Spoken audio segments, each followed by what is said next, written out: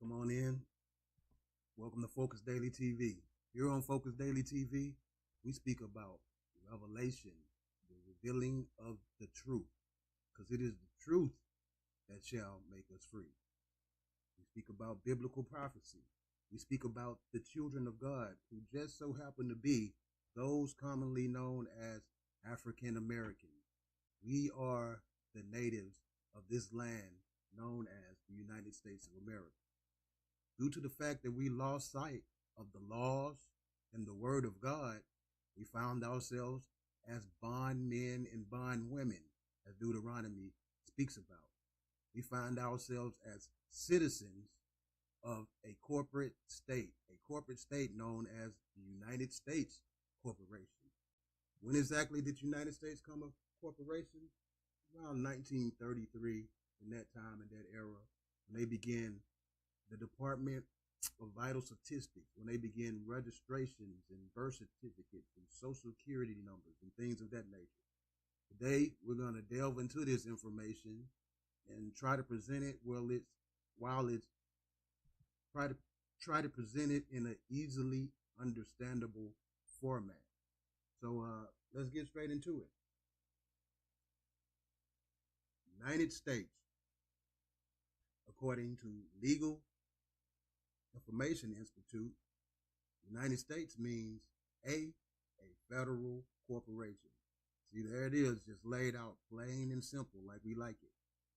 B, an agency, department, commission, board, or other entity of the United States, or an instrument of the United States. So every time you hear the term United States, think of federal corporation. Basically, plain and simple and straight to the point. We're not going to keep you here too long for the day. But we got a little video about how the corporate takeover of America began. Put on your thinking caps, your discernment hats, and let's go. The corporate takeover of American politics started with a man and a memo you probably never heard of. In 1971, the U.S. Chamber of Commerce asked Lewis Powell, a corporate...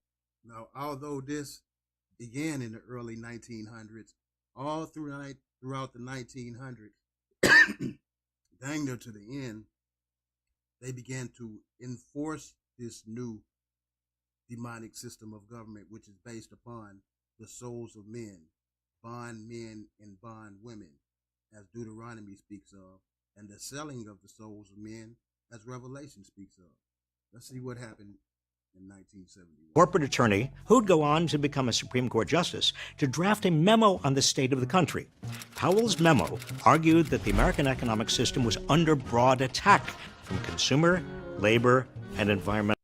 So if you've been paying attention to the Focus Daily TV show, you'd know that through economic sabotagery, the system was collapsed in order to bring in this new fiat system of government, which aligns perfectly with the corporate designation that I just showed you. Groups.